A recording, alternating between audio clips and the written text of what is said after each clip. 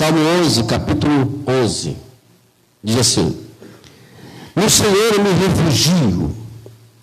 Como então vocês dizem à minha alma, fuja como um passo para o seu monte. Pois eis aí o ímpio, armando os seus arcos. Colocam flechas na corda, para as escondidas dispararem contra os retos de coração. Ora, se forem destruídos os fundamentos, o que poderá fazer o justo? O Senhor está no seu santo templo. Nos céus o Senhor tem o seu trono. Aos seus olhos estão atentos, as suas pálpebras sonda os filhos dos homens.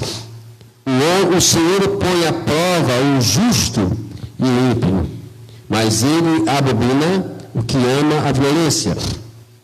Faz chover sobre os perversos brasa de fogo e enxofre, e o vento abrasador sobre a parte do cálice deles.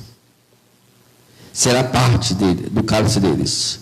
Por isso, por ser justo, o Senhor ama a justiça, e os retos lhe contemplarão a face. Hoje eu quero falar sobre o tema conselhos para enfrentar batalhas. Quem escreveu esse salmo aqui foi Davi.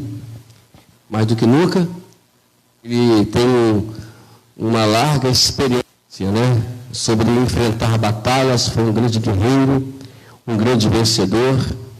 A história de Davi foi marcada pelas suas vitórias, pelas suas conquistas. Então ele tem muito para poder nos ensinar a respeito de como enfrentar a batalha no nosso dia a dia. Lembrando sempre que todos nós aqui, sem exceção, temos batalhas, enfrentamos batalhas, independente que seja bonzinho, que seja ruim, sei lá que, todos nós vamos enfrentar batalhas. Elas são uma realidade na nossa vida. Tanto que o apóstolo Paulo, ao escrever a igreja de Efésio, ele nos dá aí algumas orientações sobre as armaduras, como é que nós podemos vencer essas batalhas com armadura, mas essa é outra história que não queremos falar hoje, que mais tarde, vamos ver que lá para a semana, outra semana, vamos ver se a gente prepara algo para trazer para os irmãos referente justamente às armaduras, falar sobre as armaduras que Paulo nos ensina lá. Mas eu quero falar aqui o salmista nos dá alguns conselhos. Eu queria passar para os irmãos, eu queria que os irmãos me dessem aí alguns minutos da sua atenção. E vejam aqui que o conselho que ele nos dá, que primeiramente que o Senhor é o nosso refúgio. Ele tinha essa consciência, Davi, ele tinha consciência que o Senhor é o seu refúgio, senão ele não ia. Por exemplo, nós conhecemos uma das primeiras batalhas de Davi, que foi contra Golias. Se ele não tivesse consciência que o Senhor é o refúgio dele, eu garanto aos irmãos, categoricamente, que ele não iria enfrentar isso. Mesmo porque era desproporcional, a diferença de um para com o outro. Davi tinha, segundo estudiosos, uma média de 1,60 m e pouco de altura, era franzido, tinha assim o corpo do Silvio, esse corpinho musculoso que o Silvio tem, e Golias, ele era pastor de ovelhas, tinha esses detalhes. E a Bíblia fala que Golias, além de ter mais de 2 metros, quase 3 metros de altura, era um homem muito forte e era experiente em guerras e batalhas. Davi não tinha nada, era um desproporcional completo entre a diferença de Golias para Davi, mas nós conhecemos a história que Davi venceu Golias, Mas quem foi ali o grande autor daquela vitória? É claro que foi Deus. Se Davi fosse lutar, por ele próprio, ele perderia a batalha. Com o pau de uma pedrinha, Davi, ele tinha uma mira muito grande, o negócio mesmo foi Deus que fez, mas a resposta que eu posso dar para os meus que foi Deus que direcionou aquela pedrinha na fonte, né, de Golias. Bom, aqui o salmo começa com a declaração que Davi tinha uma confiança imensa em Deus. Ninguém pode entrar para uma batalha sem que antes tenhamos uma confiança em Deus. Se você entrou numa batalha espiritual e você não confia em Deus, eu quero dizer para os irmãos que já perdeu a batalha. Né? E Davi, ele nos dá um conselho aqui que mostrando a sua confiança em Deus. Só que, sempre numa batalha, você vai sempre ter pessoas que vão querer, sabe, te desvirtuar, tirar você do foco. Observe aquele versículo 2 ainda, né? No versículo 1, perdão, ainda, que quando ele fala o Senhor é o refúgio, como então vocês dizem a minha alma, Davi falando, como vocês dizem a minha alma? Fuja como um passo para o seu monte. Está dizendo, ele estava aconselhando Davi, os seus amigos, olha só, o negócio está feio. É melhor você fugir dos montes, se esconder nos montes. Sabe, por ocasião que às vezes pessoas querem tirar você do foco de Deus. Né? Porque você diz que confia em Deus. E pessoas vão chegar a dizer, querer te aconselhar a fazer completamente ao contrário do que aquilo que você diz que confia nele. E é uma coisa tremenda. Você vive constantemente nesses combates no seu dia a dia. É família que às vezes não tem o mesmo nível de fé que você tem. Talvez não entendem, né, que você está fazendo aquilo não é porque você está desacreditando por alguma coisa que te falaram, mas porque você acredita que Deus é o Deus da sua vida, que está no controle da sua vida. E aí tinha alguém que fazia isso com Davi. E fugir para o monte. Daria uma ideia de medo, de temor. Que Davi mostrava que alguém, quando foge, ele está mostrando que ele é uma pessoa covarde diante das batalhas que ele está enfrentando. O apóstolo Paulo nos dá um conselho para isso, dizia para Timóteo, um jovem pastor, lá no capítulo 7, capítulo 1, versículo 7, dessa segunda carta de Timóteo, dizendo o seguinte: Deus não nos deu o espírito de covardia, mas de poder, de amor e de moderação. Né? Então, Paulo falava para Timóteo, olha, Deus não aceita covardes. Deus não vai aceitar pessoas que fogem dos seus compromissos com Ele. Enquanto Davi ouvia esse conselho aqui de alguém, ele pensou, quem sabe, no seu relacionamento com o seu próprio Deus. Peraí, eu creio numa coisa, eu creio que Deus é poderoso, Deus já mostrou isso. Irmãos, a primeira experiência de Davi foi exatamente isso. Exatamente isso. Ele ganhou uma das batalhas mais significativas. Enquanto os soldados estavam lá acuados, né, de Saul, Davi, ele foi lá e botou à frente: não, você vem para mim com espada, com escudo, mas eu vou sobre ti em nome do Senhor dos Exércitos. Ele tinha uma confiança imensa no Senhor.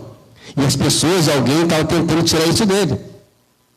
E fugir para os montes, que isso uma falta da realidade que ele confiava em Deus. Você sabia que às vezes, amados, o diabo ele tenta usar alguém que você talvez está que você até tem estima de uma forma até profunda, para justamente te desvirtuar, tirar você da sua confiança que você tem no seu Deus. Uma passagem na Bíblia interessante, que não tem nada a ver com o texto, e nem com o contexto que nós estamos falando aqui, Isso aqui que eu preparei aqui, né? Mas não vou lembrar isso aqui agora. Fala que quando Davi, ele pegou a arca lá que estava lá na casa de Obed-edom e levou ela para Jerusalém. Davi, ele era um adorador nato do Senhor, né? Considera isso. Davi, ele adorava a Deus de uma forma profunda. E Davi não tinha postura, não pensava na postura. Vamos lembrar aqui, vamos conjecturar que talvez Davi pulava, Davi articulava, né? E Mical, sua mulher, olhava aquela situação toda. E ela desprezou Davi porque ela achava que o rei tinha que ter postura, tinha que andar, né? Bonitão, né? Todo durão, né? E Davi não tinha esse negócio. Davi, ele era o rei de Israel, mas ele, além de rei, tinha que lembrar que ele era um adorador nato do Senhor. E um adorador, ele não tem postura. Ele não tem um protocolo para fazer uma adoração. Ele é espontâneo. Né? Um adorador, ele grita. Uma vez ele grita, uma vez ele não grita. Uma vez ele fala alto, outra vez ele fala baixo. Adorador, ele não vai se limitar. Ele não vai ter um protocolo, dizer assim, é assim que tem que ser. Não é como fosse o pastor, né? Se esquece que o pastor é aquela pessoa que tem que eu de terno porque eu gosto mesmo, né, irmãos? Mas quando está fazendo calor, eu não uso terno. Porque nem tem como usar, né? Eu venho de jeans, nesse vídeo de chinelo eu venho, não tem esse problema não.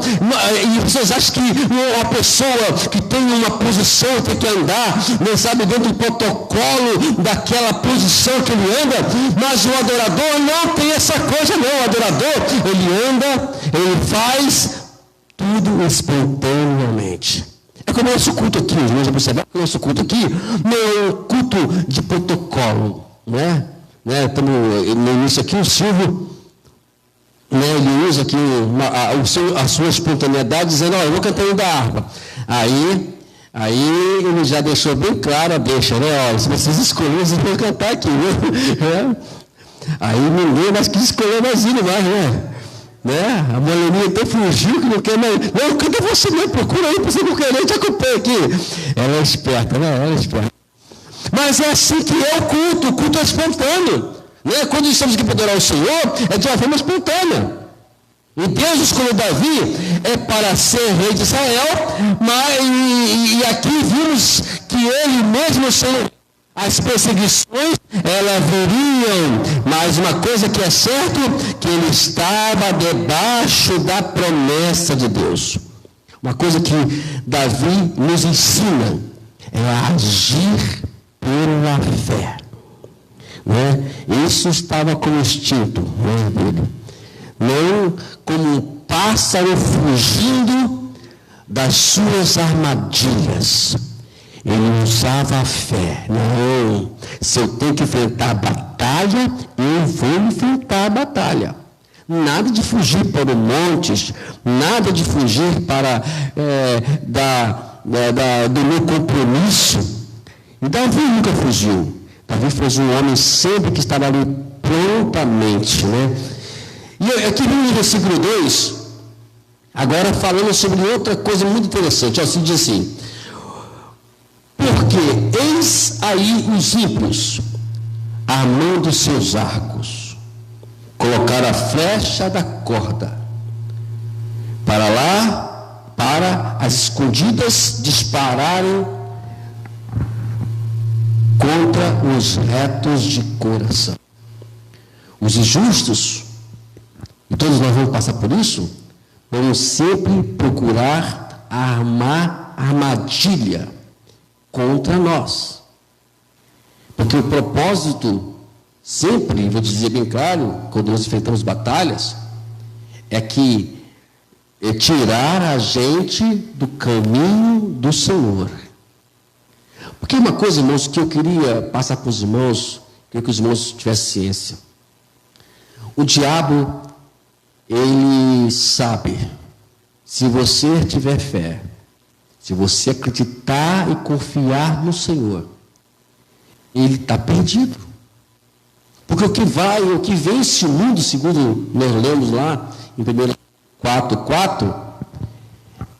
5:4, perdão, o que vence o mundo é a nossa fé. E se nós não tivermos fé, nós não vamos vencer o mundo. Davi, ele fugiu de Saul, não porque ele tinha medo de Saul. Essa é uma coisa também que eu tenho que ressaltar para os irmãos aqui, deixar bem claro. Ele não fugiu de Saul porque ele tinha medo de Saul. Ele fugiu de Saul porque ele respeitava Saul. Se alguém um dia te pregou algo diferente, descarta isso, viu, irmãos? Porque nós temos contexto para isso. Porque se ele tivesse medo de Saul, se ele estivesse lutando contra Saul, ele teve 2 oportunidades para matar Saul, mas não matou Saul por respeito a Saul. E uma vez, os filisteus, quando ele foi se esconder lá com os filisteus, na verdade ele não foi se esconder, ele fugia de Saul e foi abrigar-se lá em Gate. E aí os filisteus falaram, vamos lutar contra Israel. A Bíblia fala que ele fez uma manobra lá, que só ler hoje com cuidado, para você entender a manobra que ele fez, para poder não lutar contra Saul, o exército de Israel. O respeito que ele tinha. Porque ele sabia, irmãos, claramente, que Deus era com ele. E que ele iria vencer o exército de Israel. Com certeza, amados. Podia ter a minoria que fosse, mas ele ia vencer porque Deus era com ele. E quando Deus é conosco, nós vamos vencer as batalhas. Nós já vencemos a batalha, podemos até dizer assim. E ele foi lá e fez a manobra, mas não lutou contra os exércitos de Saul. Porque ele respeitava Saul. E aqui sabemos que Davi, ele tinha, sabe, uma experiência muito grande com as armas. Ele sabia lidar com as armas de guerra, né? Mas ele não faz nenhum comentário sequer de algum emprego, de alguma coisa que fizesse levar a ele essa autodefesa. Ele podia muito bem fazer o que ele quisesse, mas ele não usava isso, sabe por quê, irmãos? Porque o que mais Davi utilizava, repito, para não ser cansativo e repetir os irmãos, era justamente a fé. Queridos irmãos, não existe coisa melhor do que isso. Os recursos, criamos tantos recursos para poder fazer isso, fazer aquilo, criamos tantos recursos, mas Davi utilizava o recurso mais significativo para ele. Fé. O governo do rei Saul não seguia esses princípios, né? Que a qual a justiça de Deus era determinada por Deus. Davi não tinha recursos legais diante dos homens, uma vez que o próprio Saul determinou até matá-lo. As circunstâncias de Davi não foi de tão diferente da realidade em muitos países atrás. O cidadão e a impunidade governamentais destrói os fundamentos que deveriam reger o seu trabalho. Os conselhos de Davi também avaliaram que nenhum esforço valia a pena naquele cenário de impunidade, porque a ordem estava arruinada, isto é, para os ímpios não tinha mais solução. E se podemos nos identificar com o dilema de Davi, devemos continuar a ver como ele solucionou todos os seus problemas. Existe outra pessoa que possa te dar uma ideia como fazer isso, né? Diante de todos os fracassos, aqui nós podemos ver que o que podemos fazer como ser justos. E a resposta nós podemos, a partir de agora, ver do versículo 4 diante, que ele fala e nos dá um conselho como ser guiado pela fé. Vamos lá. A sequência aqui do Salmo de Davi aponta, primeiramente, para a soberania de Deus. Uma coisa que nós nunca podemos esquecer. Deus é soberano. Ele tem o controle de tudo. Por mais que as pessoas pensam, olham para o mundo e vê tantas tragédias, tantas crueldades, por mais que você possa ver isso, mas mesmo assim eu afirmo para os irmãos que Deus tem o controle de tudo. Ele mostra ter ciência de que o trono que governa o universo não está vazio. O Rei soberano exerce sobre tudo e também sobre todas. Coisa nenhuma, irmãos, pode escapar da atenção do nosso Deus. Aqui no versículo 4, ele demonstra isso para a gente, dizendo assim: olha, o Senhor está no seu santo templo. Nos céus, o Senhor tem o seu trono. Os seus olhos estão atentos. As suas pálpebras sondam os filhos dos homens. Ele está, olhando para tudo. Nada está diferente aos olhos do Senhor. Parece que às vezes nós não percebemos isso com a nossa postura, com as nossas atitudes. Mas Deus, Ele tem mostrado isso para a gente. Mostrado o quanto Ele tem sido o governador das nossas vidas. Aqui nós podemos observar que existem quatro considerações fundamentais por que ficar debaixo dos conselhos de Deus para enfrentarmos as batalhas. Primeiro dela, Deus reina.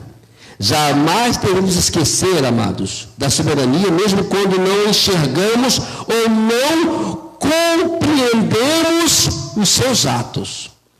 Tem uma passagem da Bíblia que fala no capítulo, lá em Daniel, capítulo 4, e o rei Nabucodonosor, ele achou que ele era o grande, o grande homem, a sua postura como rei de uma grande nação, de um império magnífico, como ele mesmo mencionou. O que ele fez com ele? Ele não quis dar glória ao Senhor. Ele não quis olhar para que quem tem o controle é Deus. Deus vai, tira ele do trono e leva ele para pastar entre os bichos. Irmãos, pode ter muita ideia que Deus tem o controle. E outra coisa também que aprendemos aqui, que Deus vê todas as coisas, Ele observa detalhe de cada coisa que acontece nessa terra. Outra coisa também que nós vamos aprender aqui, que Deus, Ele é o Deus que julga. Primeiro, Ele é o Deus que reina. Segundo, Ele é o Deus que vê. Terceiro, é o Deus que julga. Ele põe à prova e faz distinção entre o que é justo e o que é ímpio. Se você é justo, fique tranquilo. Deus vai trabalhar na sua vida. E a outra também, que aprendemos também aqui, observação, é que Deus, Ele rejeita, Ele odeia o pecado, mas sempre ouvimos, e já aprendemos isso, que Ele ama o pecador. Então, mas o pecado Ele odeia. A prática do pecado, Ele rejeita. No Isaías disse que que o pecado faz separação entre o homem e Deus. É a única coisa que separa o homem de Deus é o pecado. E vimos isso acontecer até mesmo na cruz, na cruz do Calvário. Quando chegou ali numa determinada hora na cruz, as nuvens negras pairou sobre Jesus, e Jesus sentiu-se sozinho, porque naquele momento, queria lembrar os irmãos, naquele momento Jesus assume todos os nossos pecados. Ele carrega naquele momento, como profetiza Isaías 53, sobre si todas as nossas iniquidades. E naquele momento ele impede que Deus chegue até a ele, porque Deus não tem relação com o pecado. E ele diz, é a hora que ele disse: Deus meu, por que me desamparaste? Porque ali estava ele assumindo nossos pecados. Graças a Deus por isso, né? Que depois ele vai lá, ele diz que está consumado, e nosso pecado é morto na cruz, acabado na cruz, e hoje nenhuma condenação há para os que estão em Cristo Jesus. Glória a Deus por isso, né? Graças a Deus por isso. Mas ele rejeita isso, amados. Existe uma coisa que Deus não vai nunca aceitar. É por isso que o inferno, como o nosso o irmão Silvio falou aqui no início, o inferno não foi preparado para o homem. Fique tranquilo nisso. Deus, quando pensou no inferno, ele só pensou no diabo e nos seus anjos, que já estão condenados. Mas o inferno, na verdade, ele será uma punição para os que a qual não rejeitaram o pecado. O inferno será uma punição eterna para aqueles que a qual viveram sem confiar no Senhor e vivendo no pecado. Essa será a punição do homem. Né? E mais tarde, quando nós tivermos tempo aqui, a gente vai ter bastante tempo, né? Se Jesus não volta até lá, a gente vai um dia descrever aqui exatamente o que a Bíblia diz sobre coisas, porque às vezes a gente olha o inferno sempre. Como a pessoa explica o inferno? Quando você fala inferno, o que as pessoas lembram? Lembram de um homem com o rabo, né? Com o chifre e com o tridente na mão, né? Não é assim mesmo? E fica lá, ele futucando as pessoas no inferno. Me ensinaram isso, amado. Eu aprendi quando eu era pequenininho, meu Marcos. Eu aprendi que o inferno era isso, né? Tinha lá um camarada na porta lá, com um tridente, só você entrando, então estava, né? E na verdade, o inferno não é nada disso que as pessoas falam lá fora. Mas vamos deixar isso para uma próxima vez sobre isso. No versículo 6 aqui, amados, ele fala sobre isso, né? Ó, fará chover. E primeiramente no versículo 5 ele fala: o Senhor põe à prova o justo e o ímpio, né? Mas ele abomina o que ama a violência. No versículo 6 ele fala: fará chover sobre os perversos brasa de fogo e enxofre, e o vento abrasador será parte do cálice deles. Aí ele faz lembrar aqui sobre duas cidades que viviam nessa situação: Sodoma e Gomorra. Sodoma e Gomorra era uma cidade perversa. Tão perversa que eles queriam fazer sexo com os anjos. Tem que aumentar isso? Mas eles estavam lá. E eles foram punidos por isso. Então, não é que esse aqui é muito assim, ilustrativo do que literal. Mas quer dizer que o ímpio, ele, se não se voltar para Deus, ele também vai sofrer os danos que sofreu Sodoma e Gomorra, que Deus penalizou a cidade, porque a cidade estava completamente envolvida com o pecado. Tem uma coisa que me preocupa muito, amados. É a situação que vive o mundo hoje, e as pessoas, às vezes, elas não levam muito isso em conta. Hoje, o sexo não é mais apenas uma questão de um homem para a mulher no seu casamento. Hoje o sexo, ele fez uma reviravolta muito grande. Hoje existe aí as questões que às vezes até nos pune, até nos acusa de homofóbicos, né? E na verdade a igreja não é homofóbica. A igreja, ela prega contra aquilo a qual não condiz com os princípios bíblicos. Se não condiz com o princípio bíblico, então a Bíblia vai condenar isso. O apóstolo Paulo mesmo, no capítulo 1, capítulo 2, capítulo 1, capítulo 2 de Romanos, não lembro agora, mas Paulo ele fala sobre isso, que as pessoas mudaram os seus comportamentos, mudaram as suas formas de mudar, isso tudo como consequência do próprio pecado. E nós precisamos agir sobre isso. Sodoma e Gomorra, ela sofreu seus danos. E hoje vemos que o mundo, a cada dia mais, está sofrendo as suas consequências. Tantas mortes aí, as pessoas não avaliam que às vezes tudo isso não é porque Deus é ruim, é porque o próprio homem tem buscado as suas próprias consequências com os seus próprios erros. A Bíblia, quando ela figura o cálice, ela fala tanto de bênção, como também de punição. É tanto que Jesus, ele tomou o cálice, que era nosso, para nós bebermos. E aqui Davi encerra o Salmo com declarações da confiança que ele tinha em Deus. Então ele fala aqui no versículo 7, por ser justo, ele falando, o Senhor ama a justiça. Os retos lhe contemplarão a face. Os retos vão ver a face de Deus. O que isso é? Quer dizer, pastor, que eu vou ver o rosto de Deus? Não, calma. Não é isso que a Bíblia está dizendo.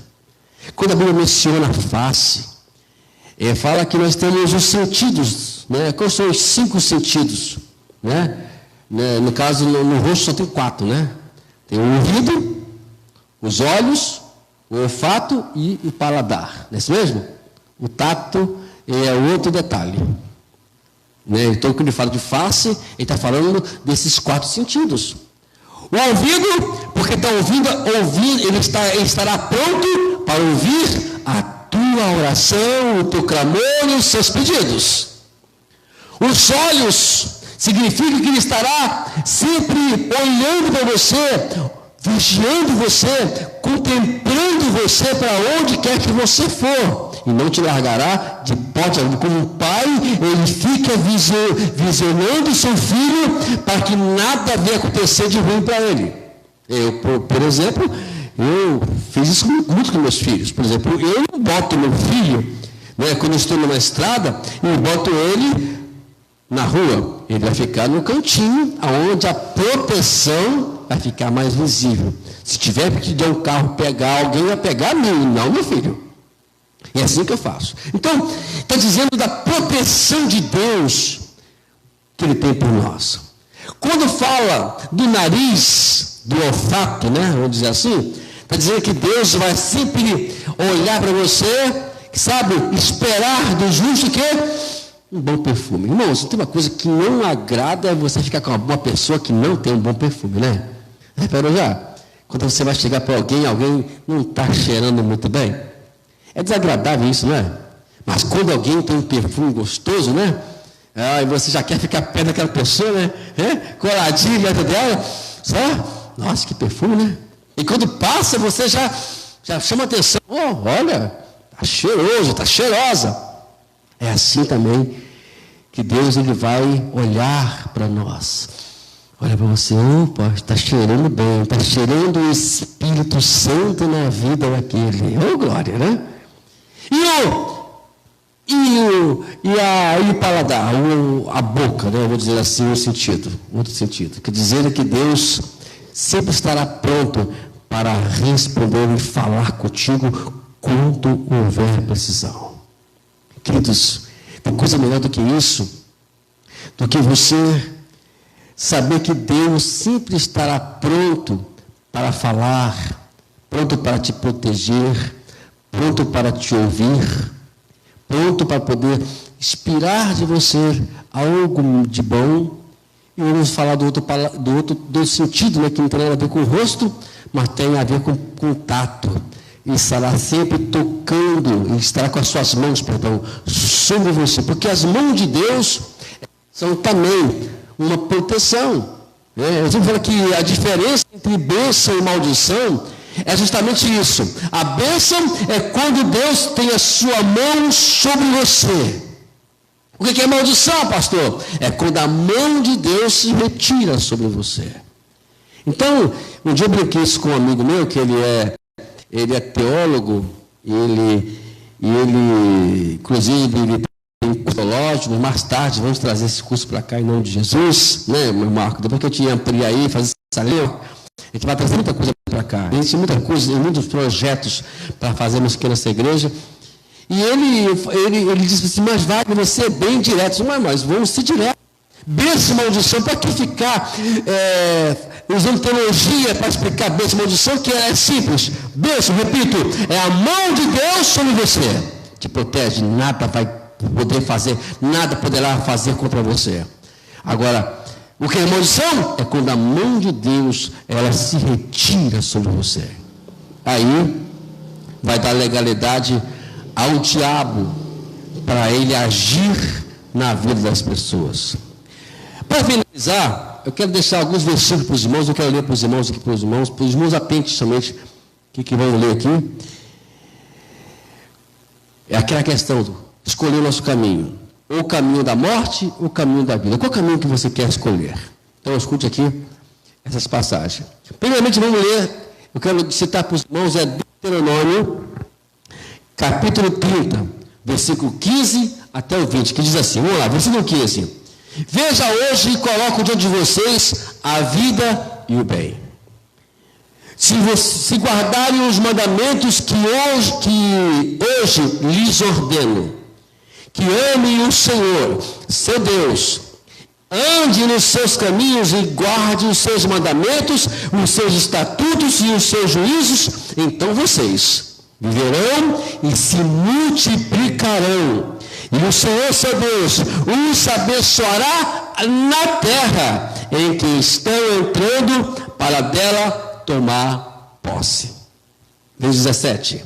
Mas o coração de vocês se desviar e não quiserem ouvir, mas forem seduzidos, se inclinarem diante de outros deuses ou servirem, então hoje lhes declaro que certamente perecerão e não permanecerão muito tempo na terra na qual, passando o Jordão, vocês vão entrar para dela tomar posse.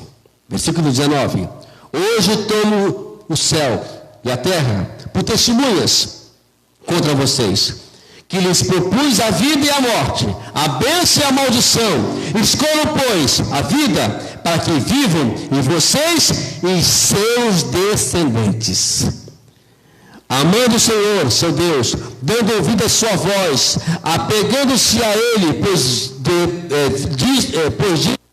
depende a vida e a longevidade de vocês. Escolham a vida para que habite na terra que o Senhor, seu juramento, prometeu a dar aos pais de vocês, Abraão, Isaque e Jacó.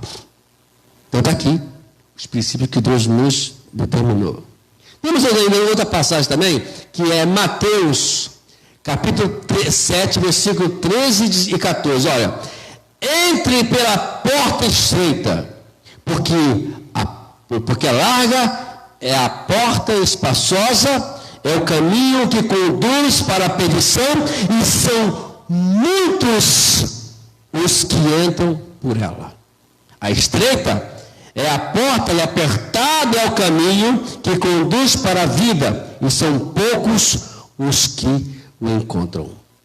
Está falando aqui sobre a porta, sobre duas portas, a larga, que é fácil, e a estreita, que é mais difícil. Tem que largar tudo, tem que negar a mim mesmo, tem que fazer alguma coisa, é mais complicado. Também temos Provérbios, capítulo 14, versículo 12. Bem com esses versículos. Há caminho que ao ser humano parece direito, mas ao fim dele é caminho de morte. Isto é, eu acho que eu estou no caminho certo, mas o caminho que eu acho que estou certo é o caminho que vai me conduzir para a morte. E para terminar, Jeremias 10, 13 diz o seguinte: eu sei, ó Senhor, que não cabe ao ser humano e nem cabe ainda dirigir os seus passos. Nós não temos condições de dirigir os nossos próprios passos. Então, o conselho é: deixe que o Senhor seja o seu refúgio. Se quer se esconder, se esconda debaixo das asas do Onipotente. Nenhum mal sucederá. Praga alguma chegará até a sua tenda, porque Ele é o nosso Deus, aonde eu habito. Por isso o salmista, ele sempre estava declarando isso. No versículo 1, no Senhor me refugio. É nele. Nada mais do que seja outro, somente. Davi, aqui não dá o conselho. Alguém para aconselhar tem que viver. E Davi aconselha porque ele viveu. Em todos os momentos das suas batalhas, repito como falei aqui no início, ele lutou e venceu porque ele tinha como o Senhor soberano e refúgio a ele. Se você fazer isso, irmãos, eu que te garanto que Deus vai te garantir vitórias e grandes vitórias. Amém? Pode vir a mão da igreja? Amém?